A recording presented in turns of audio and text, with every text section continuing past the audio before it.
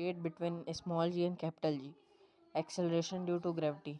The acceleration of a body when falling freely under the gravitational pull of the earth is known as acceleration due to gravity.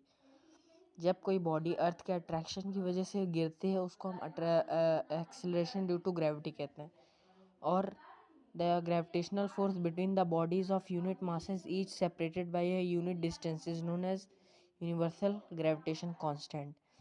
किसी भी दो चीज़ की को अगर 1 kg मास की दो चीज़ हैं उसको 1 मीटर की डिस्टेंस पे रखा जाए तो उसके बीच का जो ग्रेविटेशनल फोर्स उस पर लगेगा उसे हम यूनिवर्सल ग्रेविटेशन कांस्टेंट कहेंगे. The value of G is 9.8 metre per second near the surface of the earth. Value of G 9.8 metre per second होती है surface of the earth.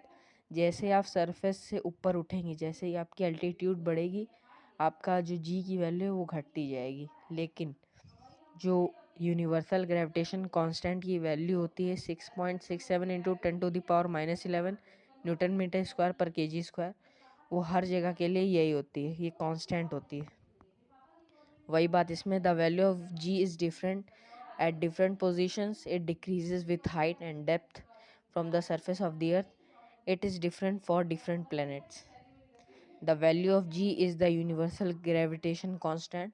It remains same everywhere. ये हर जगह everywhere same रहती. The value of G is zero at the centre of the earth. Earth के centre में जो जी की वैल्यू ज़ीरो हो जाती है, लेकिन जी की वैल्यू अर्थ के सेंटर में कैपिटल जी की वो वही रहती है 6.67 इंटू 10⁻⁻11 ही रहती. तो ये कुछ मेजर डिफरेंस होते हैं जी, स्मॉल जी और कैपिटल जी में. Thank you.